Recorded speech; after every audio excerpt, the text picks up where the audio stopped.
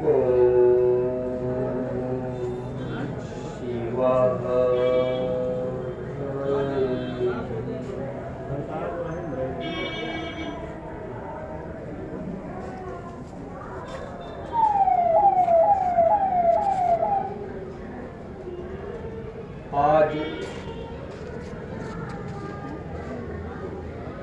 सौभाग्य से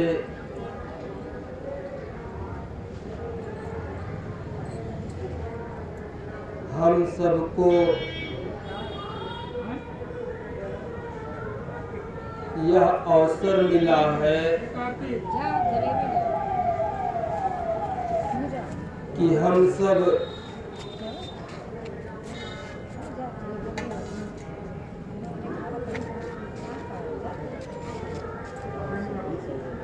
नंदीग्राम की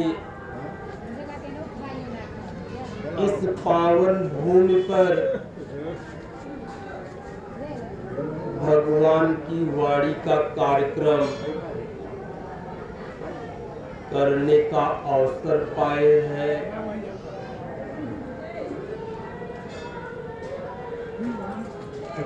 यह जो पावन भूमि है जहाँ पर आज हम सब लोग भगवान की वाणी का कार्यक्रम कर रहे हैं, हम सब जानते ही रहे हैं कि यही वो पावन भूमि है जहाँ पर प्रभु श्री रामचंद्र जी के भाई भरत जी की माता जी ने जब राजा दशरथ जी से अपने पुत्र भरत के लिए राज तिलक और प्रभु श्री राम के लिए 14 वर्षों का वनवास मांगा था, तो भरत जी को जब यह मालूम हुआ कि मेरी माँ ने ऐसा वरदान पिताजी से मांगा, उनको इतना कष्ट हुआ था कि उस कष्ट का वर्णन करना बड़ा ही मुश्किल है। प्रभु श्री राम जंगल के लिए चले गए थे, भरत जी उनको वापस लाने के लिए चित्रकूट तक गए भी हैं, लेकिन प्रभु राम जब वापस नहीं आए तो इनके लिए इनकी माँ ने राज तिलक का वरदान मांगा तो था,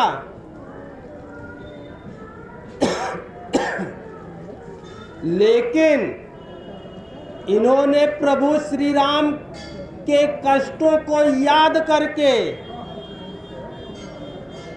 कि मेरे भैया इतने कष्टों में रहेंगे, मैं राजमहल में कैसे रह सकता हूं। उन्होंने अयोध्या के राजमहल को त्याग करके इसी पावन भूमि पर उन 14 वर्षों को व्यतीत किया। उसी प्रकार का जीवन जीते हुए जैसा जीवन प्रभु श्री राम जंगल में रह करके व्यतीत कर रहे थे,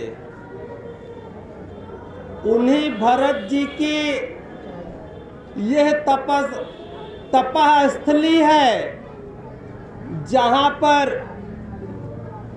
आज हम सब लोग दर्शन करने के लिए आते हैं, पूजन करने के लिए आते हैं, वंदन करने के लिए आते हैं। वह सौभाग्य का ही समय होता है जब भगवान धरती पर कोई ना कोई रूप धारण करके आते हैं। युगों युगों में कभी वह अवसर आता है जब भगवान धरा पर उस समय की आवश्यकता को देखते हुए वैसा ही रूप धारण करके आ जाते हैं। यह घटना त्रेता युग की है, जब प्रभु श्री राम धरा पर अवतीर्ण हुए थे। उस समय भगवान नर रूप में अवतार लिए थे। उस समय रावण जैसी तमामों आसुरी शक्तियां थी, उनके विनाश के लिए भगवान श्री राम के रूप में अवतार लिए, जिनकी गाथा हम सब लोग समाज में, संसार में पढ़ते सुनते रहते हैं। द्वापर युग में वही भगवान जब आवश्यकता हुई भगवान श्री कृष्ण के रूप में आ गए। उस समय की वही आवश्यकता थी। कभी आवश्यकता हुई तो नरसिंह के रूप में प्रभु आ गए, कभी वाराह के रूप में आ गए। जब जैसी आवश्यकता होती है उसी के अनुरूप भगवान धरा पर अवतार लेते हैं। आज जो वर्तमान समय चल रहा है यह वर्तमान समय कलियुग का समय माना जाता है। वर्तमान समय में अन्य युगों की भांति जब अन्याय और अधर्म चरम सीमा पर पहुंच रहा है, चारों ओर अधर्म और असत्य का बोलबाला है। संसार का मनुष्य कितना भी पढ़ा लिखा विद्वान, ज्ञानी ध्यानी, मंदिर मस्जिद आने जाने वाला होते हुए भी जब उसको मालूम नहीं है कि हमारा जीवन कैसा होना चाहिए, जिन प्रभु का दर्शन करने हम आते हैं, जिन प्रभु की हम पूजा कर रहे हैं, उन्होंने हमसे हमारा कैसा जीवन चाहा है। जब इसका ज्ञान आज संसार के मनुष्य को नहीं रह गया, वह केवल इतना ही जानता है वर्तमान समय में कि हमको मंदिर चले जाना है,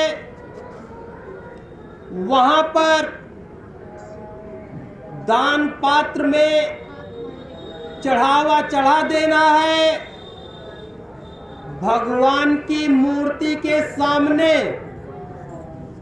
जा करके याचना प्रार्थना हमको कर लेना है कि मेरी ये कठिनाई है, मेरी ये समस्या है, प्रभु आप इसे दूर कर दीजिए। इतना तक तो आज संसार का मनुष्य जानता है, आगे वो नहीं जानता है कि हम जिन आराध्य, जिन प्रभु की पूजा करते हैं, उन्होंने हमसे कैसा जीवन चाहा है। उन्होंने जब धरा पर विभिन्न अवसरों पर जब अवतार लिया था, तो उन्होंने संदेश क्या दिया था? उस संदेश को अनपढ़ा छोड़ दिया है आज संसार का मनुष्य। वो ये विचार ही नहीं करता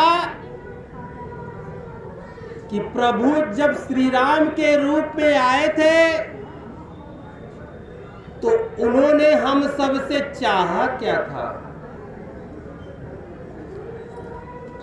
तो भगवान जब भी धरा पर आते हैं, हम सब लोगों को ज्ञान देने के लिए आते हैं कि हमारा आपका जीवन कैसा हो। प्रभु श्री राम मर्यादा पुरुषोत्तम के रूप में आए थे। उन्होंने ऐसी मर्यादा रखी कि ऐसा ही जीवन हम संसार के मनुष्यों का होना चाहिए। प्रभु श्री राम की जो रामायण है, उसमें जितने भी पात्र हैं, वह सभी पात्र हमको बताते हैं कि पुत्र कैसा होना चाहिए, भाई कैसा होना चाहिए, पत्नी कैसी होनी चाहिए, बहू कैसी होनी चाहिए, मित्र कैसा होना चाहिए, राजा कैसा होना चाहिए, सेवक कैसा होना चाहिए। ये आदर्श सिखाती है हमको हमारी रामायण। हम रामायण पढ़ते सुनते तो हैं, लेकिन उन आदर्शों को कभी हम अपने में उतारने का प्रयास नहीं करते हैं। तो हम लाख विभिन्न देवी देवताओं का दर्शन कर लें, जा करके वहां पे चढ़ावा चढ़ा दे, प्रभु का दर्शन कर ले, उससे क्या होगा? हमको जिन आराध्य, जिन प्रभु के चरणों में हम प्रणाम कर रहे हैं, प्रणाम करने के पहले हमको यह देखना चाहिए कि जिन प्रभु को हम प्रणाम कर रहे हैं, उन्होंने हमसे चाहा क्या है। अगर हम प्रभु श्री राम के चरणों में प्रणाम कर रहे हैं, प्रभु हनुमान जी के चरणों में प्रणाम कर रहे हैं, हमारा आचरण अगर रावण वाला होगा तो भले ही हम प्रणाम करें, हमको उनकी कृपा, उनका संरक्षण नहीं, दंड ही मिलेगा। तो ज्ञान क्या कहता है? प्रभु बताते हैं कि पूजा रूप, आकार और नाम की नहीं की जाती है, पूजा गुण की जाती है। गुण की पूजा कैसे? हम जिन आराध्य की पूजा करते हैं उनके गुणों को हम अपने में उतारने का प्रयास करें, वही हमारी सच्ची पूजा कही जाएगी। माँ दुर्गा की पूजा करते हैं, माँ दुर्गा तो असुर संहारिणी है, तो उनका रूप असुर संहारिणी का है।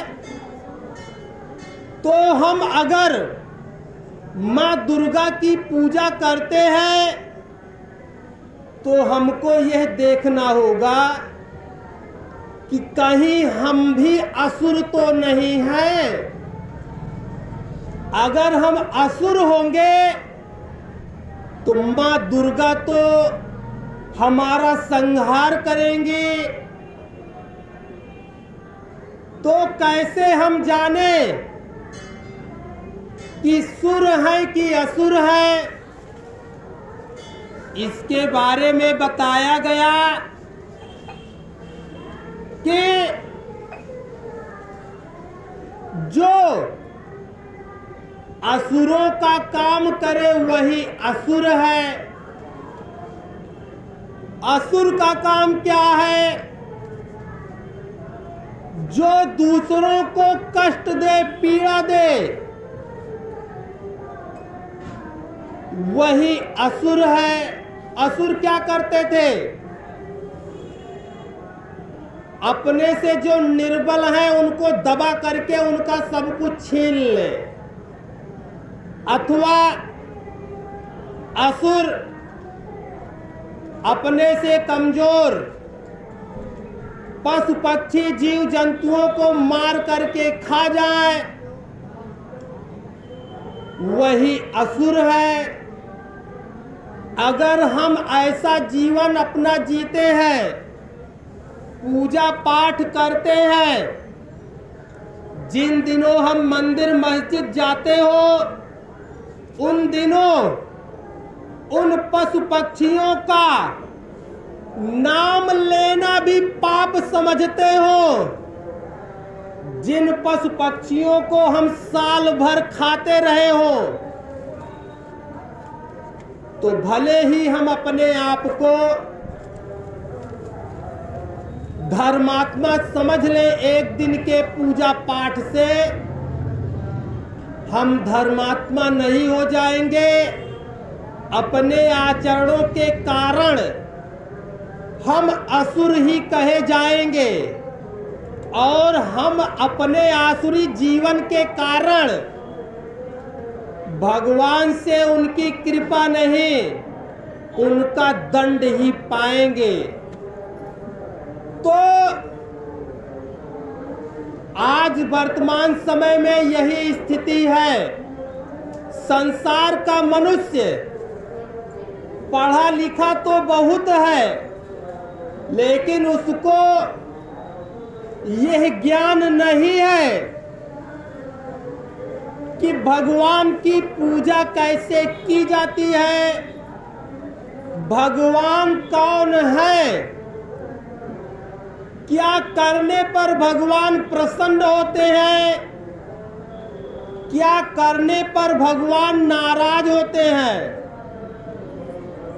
क्या करने पर हम भगवान की निकटता पा सकते हैं, क्या करने पर हम भगवान से मिलती कृपा से भी दूर हो जाते हैं।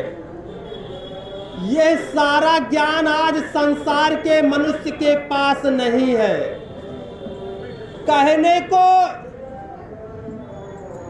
आज संसार में ना तो पूजा पाठ की कमी है, ना अपने आप को धार्मिक विद्वान कहने वालों की कमी है, लेकिन उनके पास वो ज्ञान नहीं है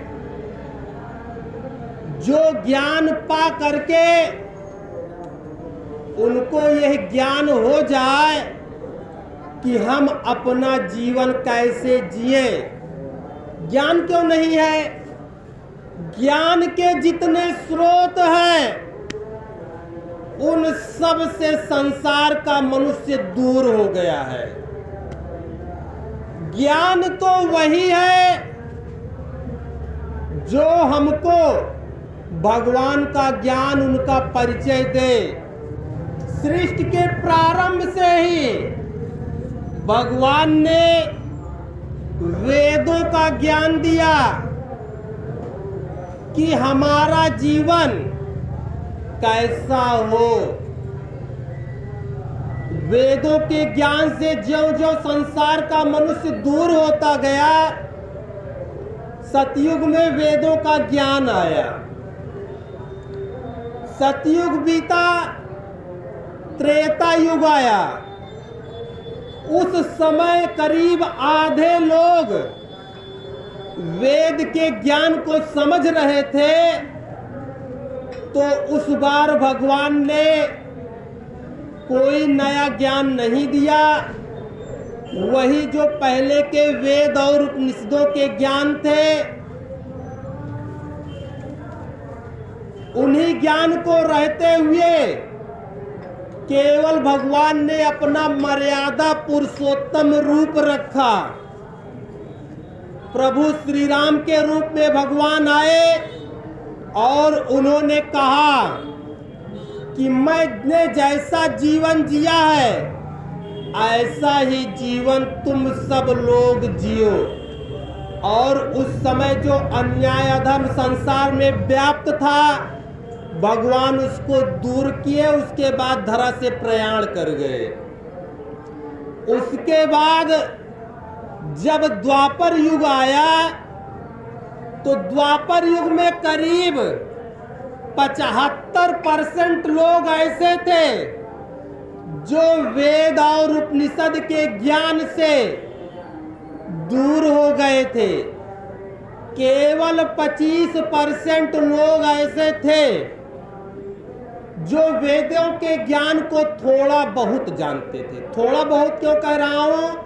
क्योंकि उस समय वेदों के ज्ञान को जानने वाले भी प्रायः भगवान को पहचान नहीं सके, ज्ञानी ध्यानी होते हुए भी। उस समय भगवान जब श्री कृष्ण के रूप में आए, तो महाभारत का युद्ध कराने के दौरान उन्हीं वेद और उपनिषद के ज्ञान को संस्कृत में ही, लेकिन वेद उपनिषद की संस्कृत से सरल संस्कृत में, गीता में भगवान ने ज्ञान दिया। उसी ज्ञान को संक्षेप में भगवान गीता में दिए। और ज्ञान दे करके उन्होंने उस समय जो अन्याय अधर्म दुष्कर्म था उसको दूर किए, धर्म का संस्थापन किए, धरा से प्रयाण कर गए। वर्तमान समय जो कलयुग है, कलयुग में संस्कृत को पढ़ने वालों की संख्या बहुत कम है। संस्कृत का प्रचलित ज्ञान न होने के कारण लोग वेद उपनिषद और गीता के ज्ञान को पढ़ते नहीं हैं।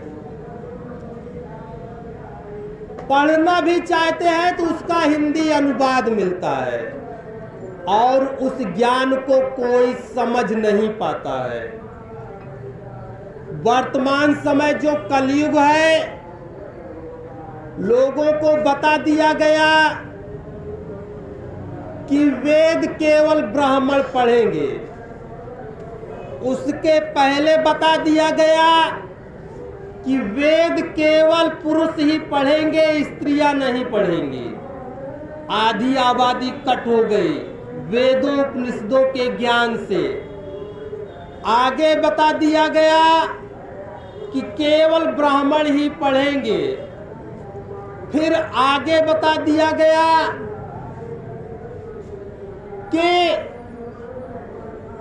जो ब्राह्मण के घर जन्म पा जाए वो ब्राह्मण हैं ही, उनको वेद पढ़े या ना पढ़े, तो धीरे धीरे लोग वेद, उपनिषद और गीता के ज्ञान से दूर होते चले गए।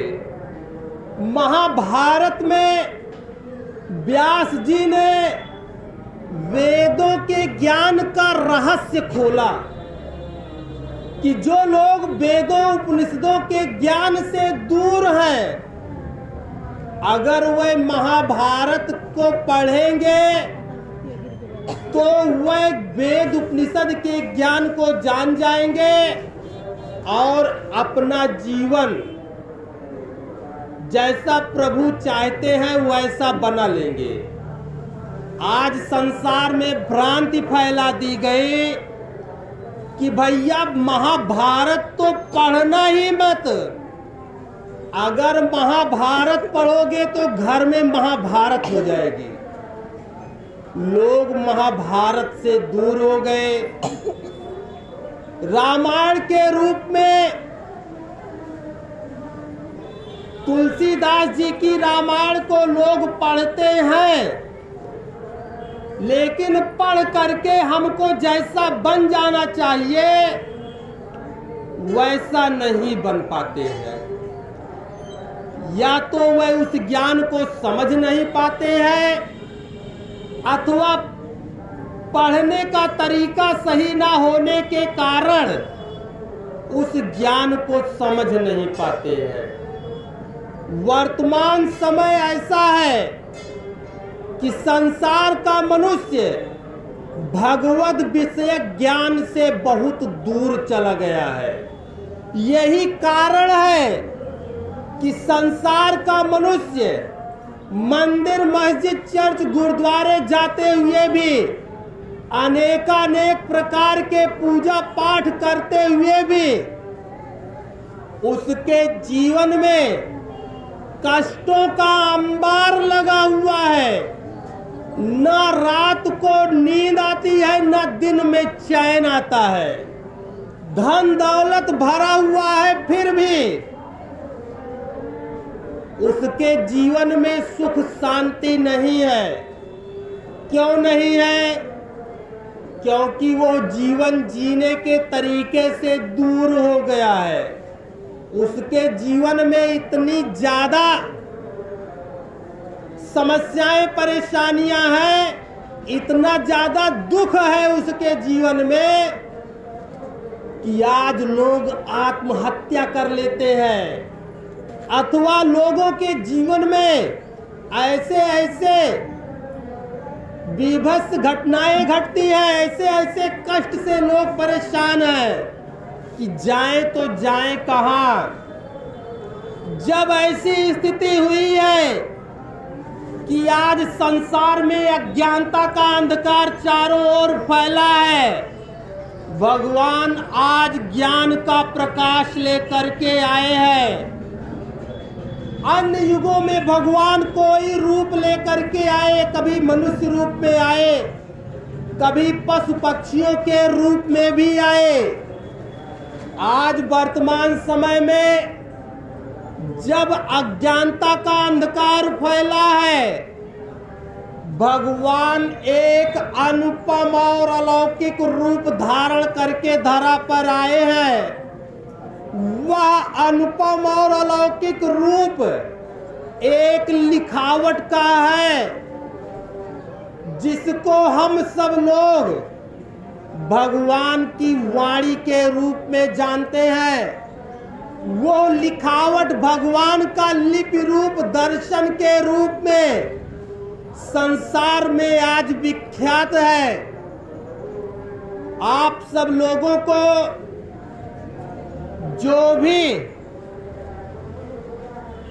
इस मेले में आए हुए हैं, जहां तक भी मेरी आवाज जा रही हो, मैं आप सब लोगों को प्रभु का यह संदेश सुनाना चाहता हूं कि वर्तमान समय में आज भगवान ज्ञान के रूप में अवतार ले चुके हैं। भगवान का आदेश हुआ, जन जन तक पहुंचो जहां अंधकार है, उस मन तक पहुंचो जहां मेरी पुकार है। तो जैसा कि आपको बताए कि अज्ञानता का अंधकार विश्व व्यापक है, हर कोई आज अज्ञानता के अंधकार में भटक रहा है। ऐसी स्थिति में भगवान ज्ञान का प्रकाश लेकर के आए तो उन्होंने कहा कि जन जन तक पहुंचो जहां अंधकार है, उस मन तक पहुंचो जहां मेरी पुकार है। आज उन्हीं के आदेश को पूरा करने की कड़ी में हम आप सबके बीच में प्रभु के संदेश को लेकर के आए हैं। आज से करीब 52-53 साल पहले 31 मार्च 1972 को लाल साड़ी में यहाँ पर तस्वीर लगी हुई है। इनको हम सब लोग देवी माँ के रूप में जानते हैं। इनके पतिदेव जी थे डॉक्टर राम स्वरूप अस्थाना जी। हमारा पड़ोसी जिला गाजीपुर है। 31 मार्च 1972 की वो तिथि थी जब डॉक्टर अस्थाना जी गाजीपुर जिले में अतिरिक्त जिलाधिकारी के रूप में नियुक्त थे। सपरिवार वहीं पर रह रहे थे। 31 मार्च 1972 का दिन था। सुबह करीब 9:30-10 के बीच का समय रहा होगा। अस्थाना जी दफ्तर के लिए निकलने वाले थे। ड्राइंग रूम में परम पूज्य देवी माँ जी थी, वह उनके पतिदेव जी भी थे। तभी अचानक एक अलौकिक घटना घटित होती है। जिन प्रभु भगवान विष्णु को हम संसार के लोग फोटो में तो देखते हैं, उनकी मूर्ति देखते हैं, वही भगवान विष्णु परम पूज्य देवी माँ जी के सामने प्रकट होते हैं। दोनों में अभिवादन प्रणाम होता है। भगवान परम पूज्य देवी माँ जी को आदेश देते हैं, कृपया कागज पर कलम रखिए। जो ही देवी माँ कलम हाथों में लेती है, सुबह का समय था, अखबार आया हुआ था। भगवान ने कहा कृपया कागज पर कलम रखिए। तो सामने अखबार रखा था। देवी माँ जो ही कलम उठा करके अखबार पर रखती हैं, परम पूज्य देवी माँ जी के हाथों में भगवान की अदृश्य शक्ति समाहित हो जाती है और वो कलम बड़ी तेजी से चलने लगती है। जो कुछ भी वो कलम लिखती जा रही थी, देवी माँ के कानों में स्पष्ट सुनाई पड़ने लगा। भगवान ने लिखवाया, अधर्म को रोको, धर्म की रक्षा करो। तुमको मैंने धरती पर उतारा है, तुमको पूरी गीता का पालन करना है, तुमको गरीबों का सहारा बनना है। इतना भगवान ने लिखाया, उसके आगे कलम और भी लिखती जा रही है कि हर युग में जब जब धरती पर अधर्म और असत्य बढ़ता है, मैं हर युग में कोई ना कोई रूप धारण करके लेकर आता रहा हूं। इस तरह से भगवान का ज्ञान अबाध गति से आने लगा। पतिदेव जी पास में बैठे हैं, वो समझ गए कि कोई असाधारण घटना घटित है। मौके की स्थिति को देख करके उन्होंने पेपर देना शुरू कर दिया और उसी दिन ढेर सारा ज्ञान भगवान के द्वारा देवी माँ के माध्यम से आया। उसी दिन से 3 जनवरी 2000 तक तारीख वाइज भगवान ने परम पूज्य देवी माँ जी के माध्यम से अपना ज्ञान लिखवाया है। ज्ञान क्या है? भगवान का ज्ञान वही रहता है। हम संसार के मनुष्यों की बौद्धिक क्षमता घट जाती है, उनके ज्ञान को समझ नहीं पाती है, तो प्रभु अपनी संतानों के कल्याण हेतु कि तुम मेरे ज्ञान को समझ जाओ,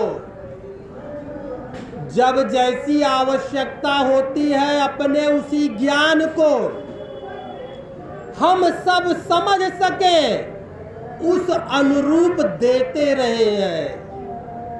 हमेशा ही जब जैसी आवश्यकता हुई है तो उसी ज्ञान को जो वेदों, उपनिषदों और गीता में भगवान ने संस्कृत में दिया था, उसी ज्ञान को आज हमारी जो बोलचाल की भाषा हिंदी है, इसी भाषा में लाखों पृष्ठों में अनेकानेक उदाहरण दे करके अपने उस ज्ञान को समझाया है। ऐसा ज्ञान है कि कोई अगर अनपढ़ हो, वो केवल कानों से सुने तब भी वो समझ सकता है कि भगवान का ज्ञान क्या है, वह कैसा जीवन हमसे चाहते हैं। जो ज्ञान भगवान ने लाखों पृष्ठों में लिखवाया, इतनी तेज लिखावट थी कि वो घसीट लेख है। घसीट लेख ऐसा है, नमूने के तौर पर यहाँ पर लगी हुई है, कोई अगर देखना चाहे तो इसको देख सकता है हिंदी भाषा में ही, लेकिन संसार का कोई भी कितना भी पढ़ा लिखा विद्वान, ज्ञानी, ध्यानी, धर्मात्मा, डिग्री होल्डर क्यों ना हो, इसकी एक भी लाइन को पूरा पढ़ नहीं सकता है। दूर से देखा जाए तो लगता है कि ये जैसे कोई अरबी, उर्दू, फारसी भाषा हो, लेकिन नजदीक से देखा जाए तो इसके कुछ अक्षर पढ़ने में आते हैं, क्योंकि है तो हिंदी भाषा में ही। तो इस ज्ञान को भगवान ने इस तरह से क्यों लिखाया? तो इसके पहले जो भगवान ने ज्ञान दिया था,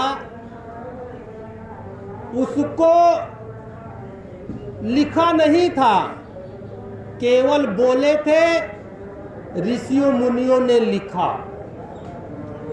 तो लिखा उन्होंने, लिखते समय कुछ मिलावट हो गई, अथवा उसकी व्याख्या लोगों ने किया, उस दौरान कुछ मिलावट हो गई, अथवा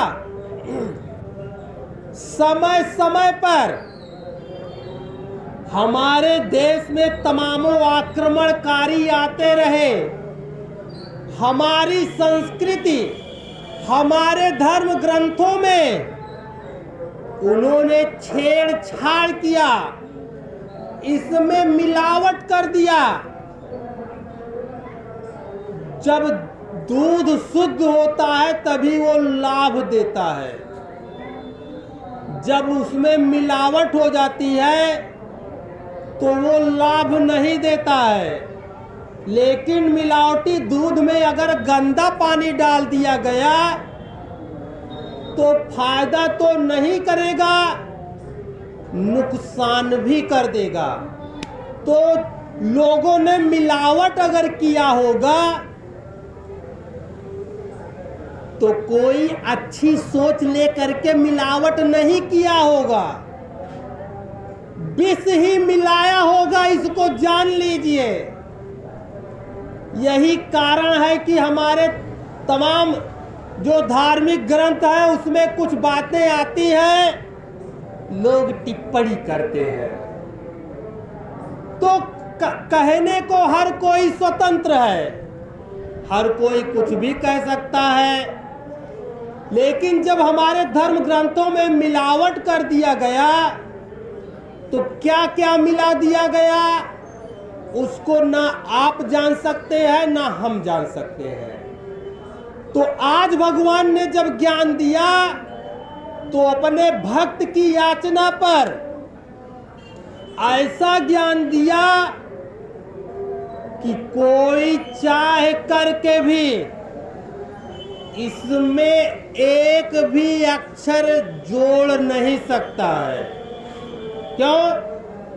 ये लिखावट ही ऐसी है कि इसको जब तुम पढ़ ही नहीं पाओगे तो जोड़ कहां से सकोगे। इस लिखावट को जब कोई पढ़ नहीं पाएगा तो लोग जानेंगे कैसे। इसकी सामर्थ्य एक थे डॉक्टर रमेश चंद्र दुबे जी, उनको भगवान ने सामर्थ्य दिया कि वह इसको पूरा पूरा पढ़ सके। उन्होंने इसको पठनीय भाषा में रूपांतरित किया। यह अब तक लगभग 400 खंडों में प्रकाशित कराया जा चुका है। यह ज्ञान जो भगवान की वाणी के रूप में आज संसार में जाना जाता है। इसी लिखावट को ही जो लिपि रूप में है आज भगवान ने अपना साकार दर्शन बताया है। जैसे प्रभु श्री राम जब त्रेता युग में थे उस समय जब जो लोग थे उन्होंने उनको देखा होगा तो उन्होंने प्रभु श्री राम का दर्शन किया होगा। लेकिन देखे भले ही लोग थे लेकिन कोई उनको प्रभु नहीं मान पाया। उस समय कोई राजकुमार माना तो कोई राजा के पुत्र के रूप में माना। ऐसे ही तमाम लोग मानते रहे। बाद में लोग जानते हैं कि हाँ वो तो प्रभु थे। वैसे ही आज जब भगवान इस रूप में अवतार लिए हैं तो संसार का हर मनुष्य तो आज उनको पहचान नहीं पाएगा। बहुत बिरले लोग होते हैं जो भगवान के अवतरण के समय उनकी निकटता पाते हैं, उनकी पहचान पाते हैं।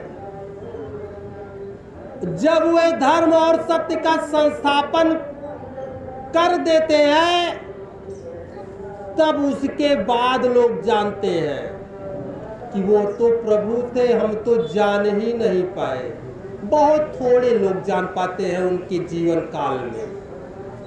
वैसे ही आज भगवान का जो ये लिपि रूप दर्शन है, ये भगवान का साकार दर्शन है।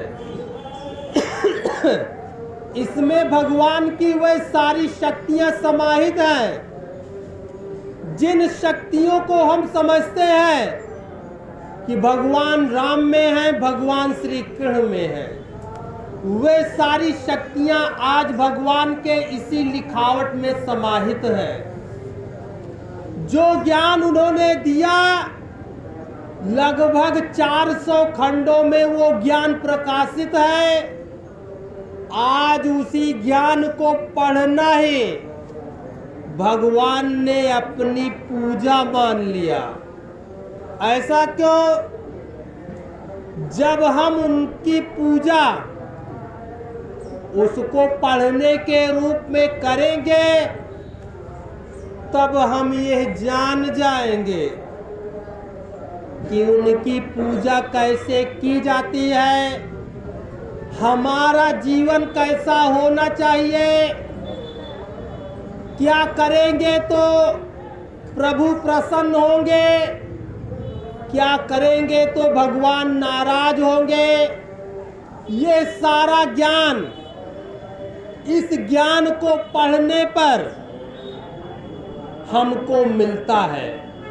आज संसार में, संसार का मनुष्य मंदिर, मस्जिद, चर्च, गुरुद्वारे घूमता है अपने कष्टों को लेकर के, लेकिन कष्टों से मुक्त नहीं हो पाता है। उसके कष्ट ज्यों के त्यों बने रहते हैं। कारण क्या है?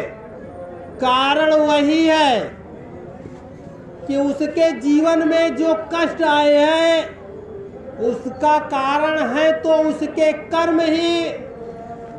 तो वो अपने कर्मों पर ध्यान नहीं देता है, कर्म कांड करता रहता है। कर्मकांड क्या है? आज संसार में जितने भी प्रचलित पूजा पाठ हैं, वे कर्मकांड के रूप में किए जाते हैं। लेकिन जिस पूजा को हम कर रहे हैं, जिन आराध्य, जिन प्रभु की हम पूजा कर रहे हैं, वह जैसा जीवन हमसे चाहते हैं, अगर वैसा जीवन ले करके हम उनकी पूजा करते हैं, कैसी भी पूजा हम कर रहे हो, हमारी पूजा सार्थक होगी। हमारा जीवन असुरों का होगा और हम भगवान की पूजा संसार में अनेकानेक प्रकार से करते रहे, तो भले ही वो पूजा हम करें, उनको करने से हमारे जीवन के कष्ट, पीड़ा दूर नहीं होंगे। तो दूर कैसे होंगे? हमको अपने कर्मों को सुधारना होगा। हमको असुर नहीं सुर बनना होगा। यानी राक्षस नहीं देवता बनना होगा। देवता कौन होता है? परहित सरिस धर्म नहीं भाई। हमारा जीवन ऐसा हो जिस जीवन से कोई मनुष्य ही नहीं, पशु पक्षी भी किसी प्रकार से आहत ना हो। हम जिस दिन से यह सोचना शुरू कर देंगे कि हमारा जीवन ऐसा हो जैसा हमारे आराध्य चाहते हैं, उसी दिन से हमारा जीवन सुधरना शुरू हो जाएगा। हमारे जीवन के जो कष्ट हैं वे धीरे धीरे दूर होना शुरू हो जाएंगे। तो कैसे हम जानेंगे कि हमारे आराध्य हमसे कैसा जीवन चाहते हैं? हम भगवान के चाहे जिस रूप की पूजा करते हो, हर रूप उनका वैसा ही जीवन चाहता है जैसा उन्होंने वेदों उपनिषदों में बताया है। भगवान श्री कृष्ण बताते हैं कि मैं ही राम भी हूँ, मैं ही दुर्गा भी हूँ, चाहे मुझे देवताओं के रूप में पूजो, चाहे जिस रूप में पूजो। तो जिस रूप में भी हम भगवान को पूजना चाहें, उनके ज्ञान को पढ़ करके या सुन करके ही हम उनकी पूजा करें। आज भगवान ने अपना ज्ञान दिया है। यह ज्ञान कम से कम 10 मिनट से लेकर के 24 घंटे तक के हैं। जितना जैसा तुम्हारे पास अवसर हो, उस तरह के ज्ञान के खंड को लेकर के पढ़ना शुरू कर दो। उसी ज्ञान में भगवान बताना शुरू कर देंगे तुमको कि तुम अपना जीवन कैसा बनाओ, तुम्हारा जीवन कैसा हो। आज भगवान वो ज्ञान आज बता रहे हैं। अपने उस ज्ञान में जो भगवान ने बताया है, भगवान आज जब ज्ञान दिए हैं, तो हम संसार के मनुष्यों को ऐसा पहले कभी किए नहीं थे। आज अपने भक्त की याचना पर कृपा स्वरूप उन्होंने वचन दिया है कि जो भी इस ज्ञान को पढ़ेगा, मैं उसे अपना परिचय दूंगा। परिचय क्या? आज संसार में हजारों लोग ऐसे हैं जो कहते हैं मैं भगवान का अवतार हूं। हजारों लोग जब अपने आप को भगवान का अवतार कह रहे हो, तो असली कौन होगा? असली की पहचान भगवान ने गीता सुनाते समय पूर्णशाली पार्थ जी को दे दिया था। अपने विराट रूप का दर्शन दे करके, उसके उपरांत अपने चतुर्भुज रूप को दिखा करके कि मेरे इसी रूप का दर्शन जो तुमको करा देगा, उसी को तुम मेरा रूप मान लेना, उसी को तुम भगवान मान लेना। ये कसौटी द्वापर युग में ही भगवान श्री कृष्ण ने अर्जुन को दिया था।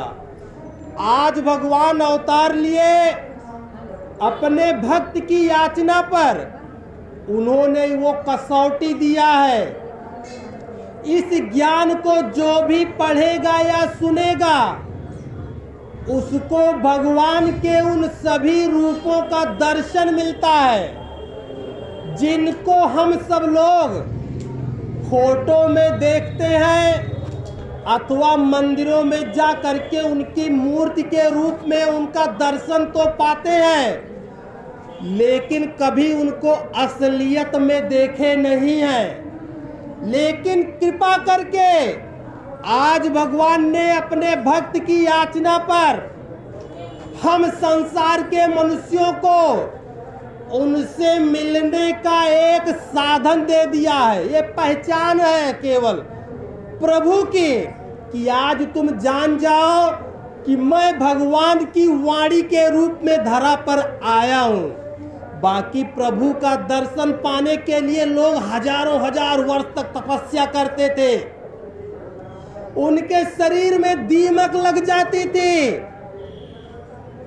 कहीं उसके उपरांत भगवान का दर्शन पाते थे, उसके बाद 2 मिनट बातचीत हुई, उसके बाद चले जाते थे।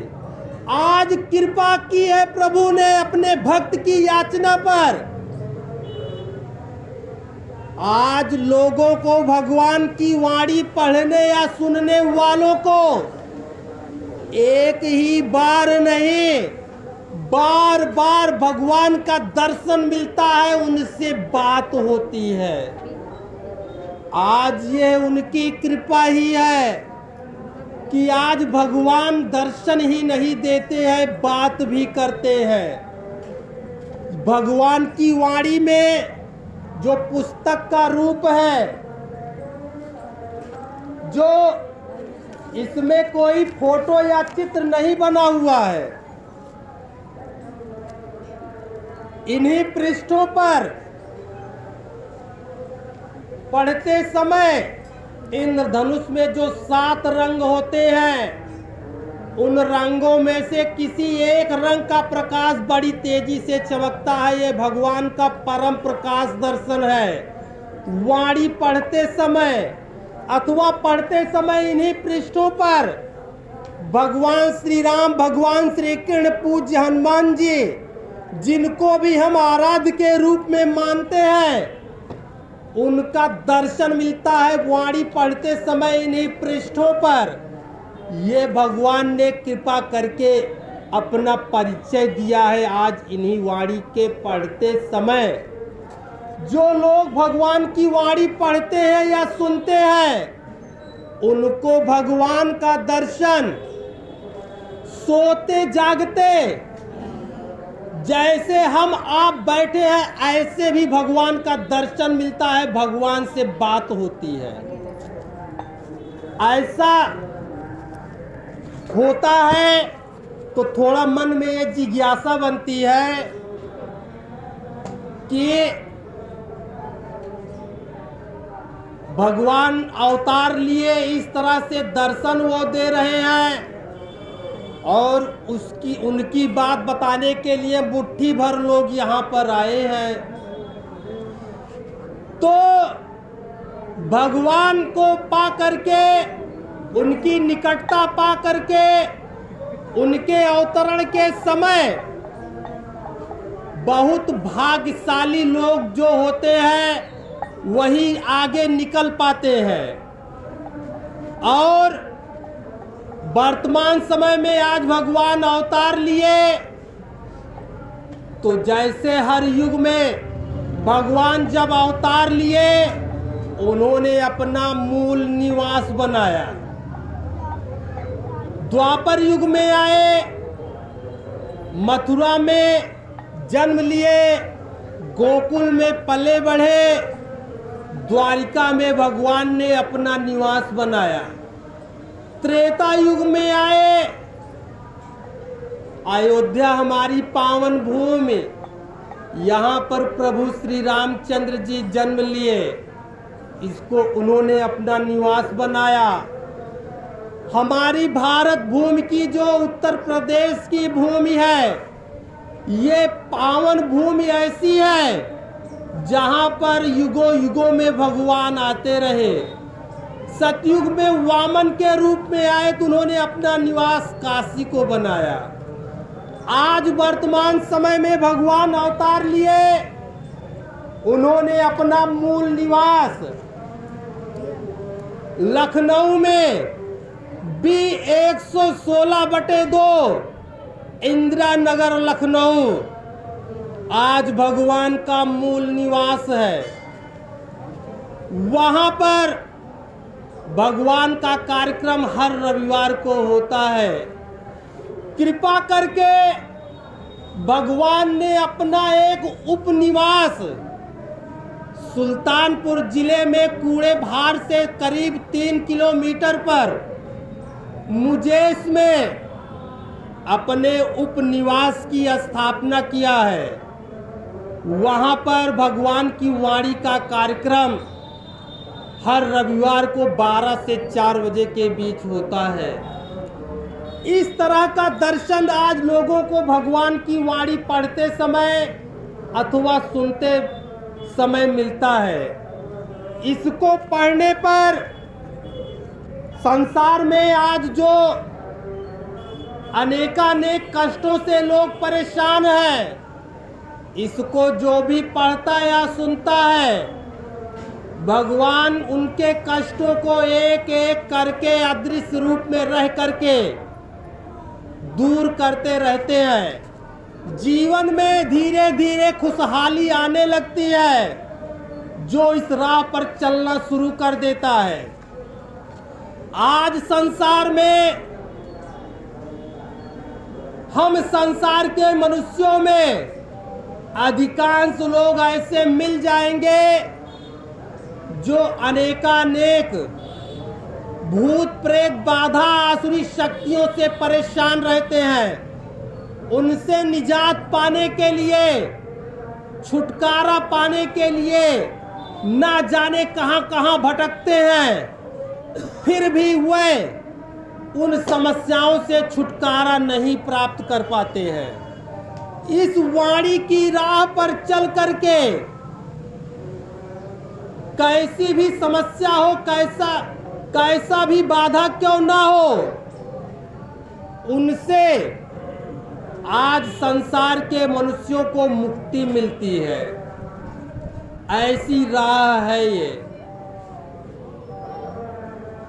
इसी के साथ हम अपनी वाणी को विराम देना चाहेंगे।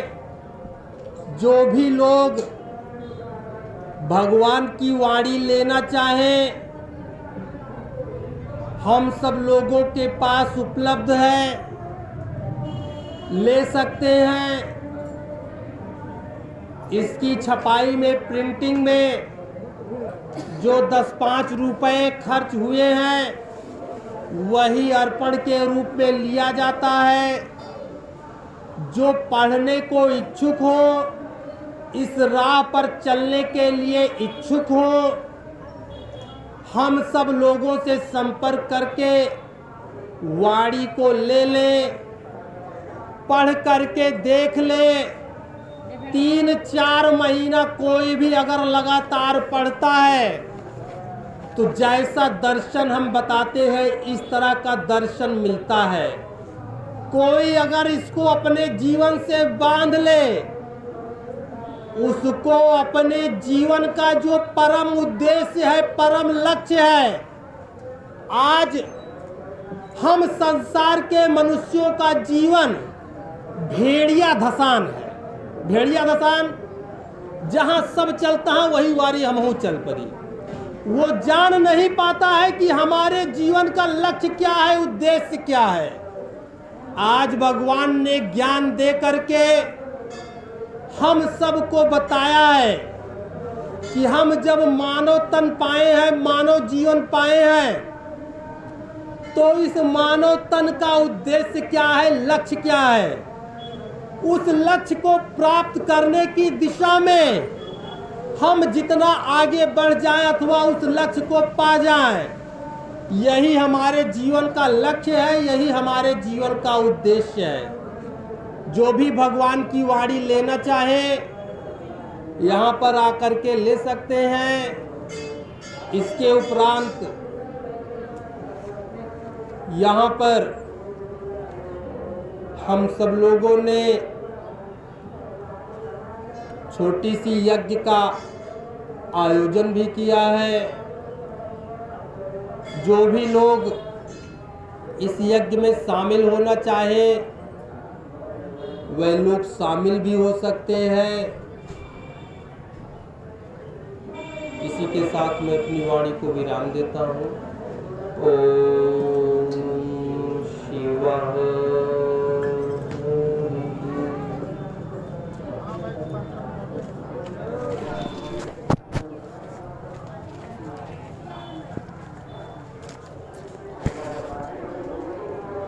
बच्ची के आई